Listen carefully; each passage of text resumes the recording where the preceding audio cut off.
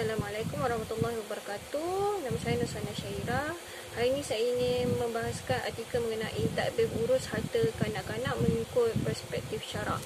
Islam telah menganjurkan umatnya supaya berusaha memiliki harta kekayaan secara halal dan diredai selama mana ia selari dengan kehendak Islam bagi memenuhi tuntutan untuk melaksanakan tugas membiayai keperluan hidup sendiri, keluarga, bahkan untuk membangunkan ummah.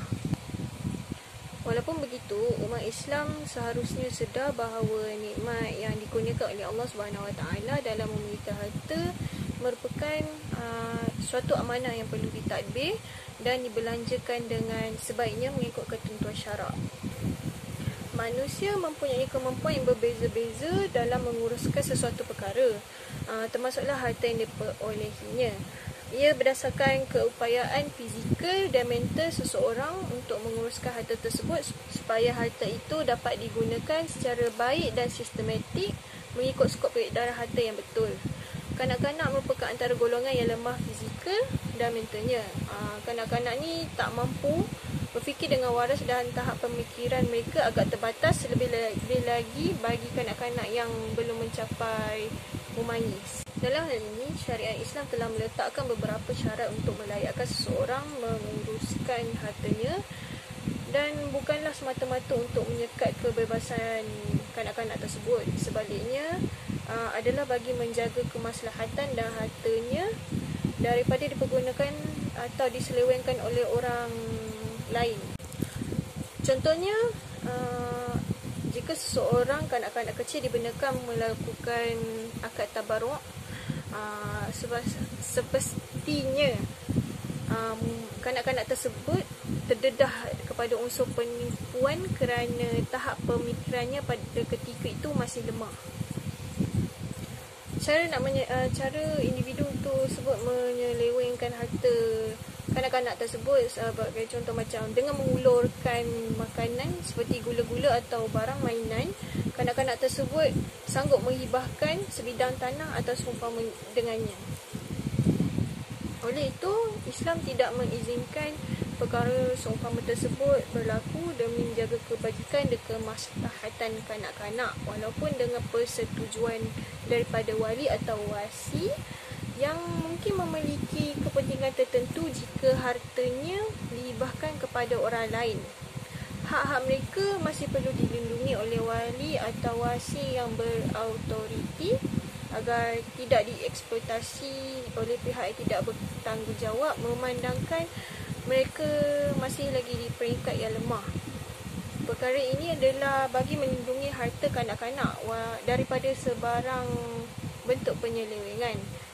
Kanak-kanak juga memerlukan seorang wakil untuk menguruskan harta mereka agar harta yang mereka peroleh dapat digunakan dengan sebaik mungkin dan bermanfaat untuk mereka.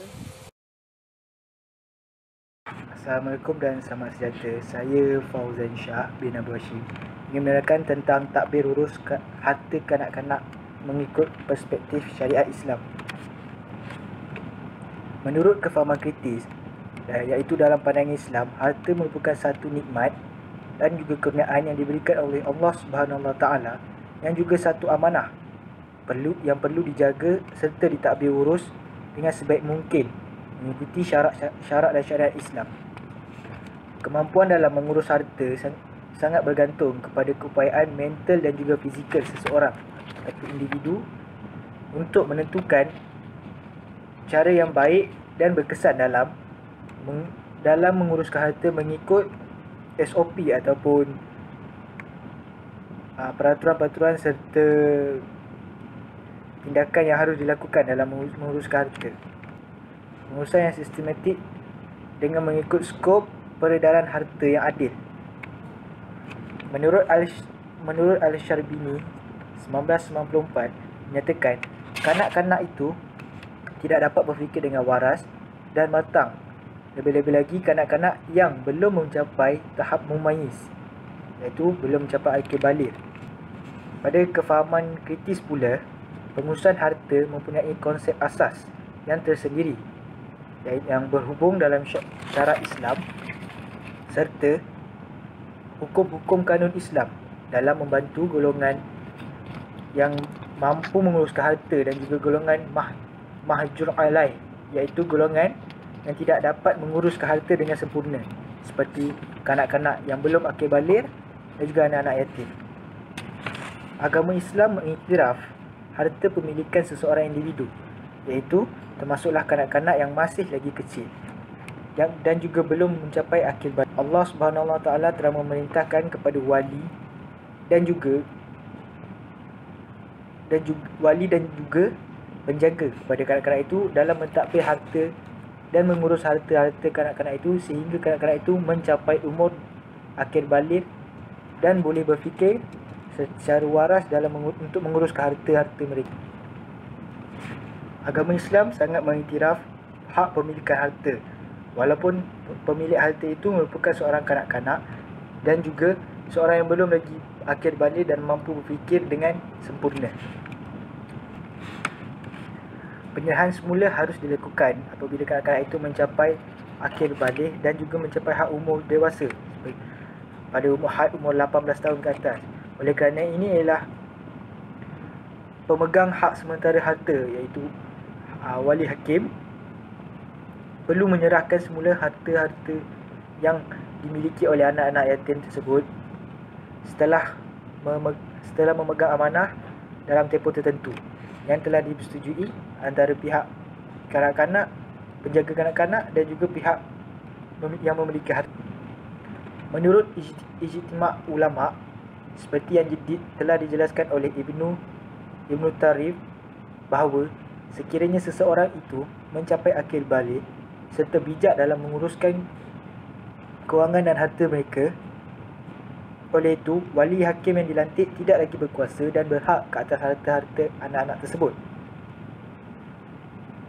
Bahkan wali hakim tersebut tidak berhak untuk mencegah individu daripada menggunakan harta dan menguruskan sendiri harta yang telah dimilikinya, walaupun pemilik harta tersebut menguruskan harta dengan melanggar syarak dan syariat Islam yang telah ditetapkan dalam garis panduan agama. Assalamualaikum warahmatullahi wabarakatuh. Saya Nur Fatim binti Syamil. Saya akan membentangkan kesimpulan daripada artikel yang kami pilih. Artikel yang kami pilih ini berkaitan dengan pengurusan harta atau pengurus harta yang diberi amanah apabila kanak-kanak itu tidak berupaya. Okey, pengurus harta ini wujud apabila kanak-kanak yang kehilangan ibu bapa mereka dan berusia masih kecil dan mereka tidak mampu untuk menguruskan harta mereka sendiri. Pengurus harta atau pemegang harta ni kebiasaannya terdiri daripada ahli keluarga kanak-kanak itu sendiri.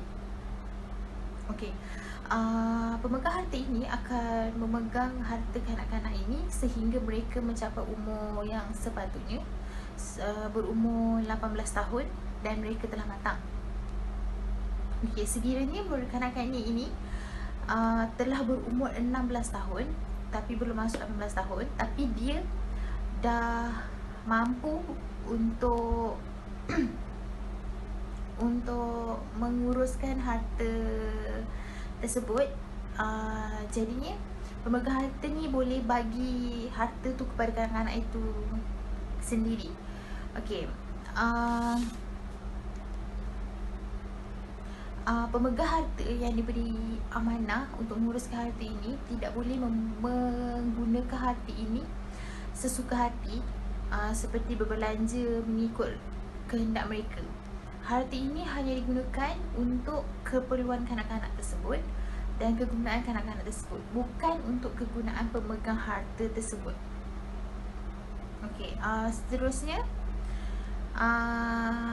harta tersebut hendaklah dikembangkan oleh si pemegang harta itu seperti berniaga agar harta itu terus berkembang dan sebagainya agar harta itu tak habis digunakan. Okey, sekiranya yang dipegang itu syarikat atau perniagaan-perniagaan lain, si pemegang harta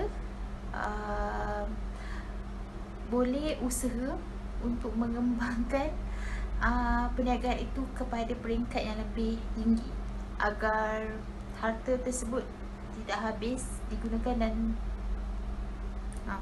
okey, dan kesimpulan dan akhirnya syariat Islam itu sendiri merupakan sistem Rabbani yang mengatur seluruh kehidupan manusia. Maksudnya Islam itu sendiri dah ajar cara macam mana nak urus harta, nak bagi harta tu dengan cara yang betul, dan tidak berlakunya penyelewengan harta daripada pihak keluarga itu sendiri kepada anak-anak pewaris, kepada anak-anak yang pewaris tersebut. Okey, sekian, terima kasih.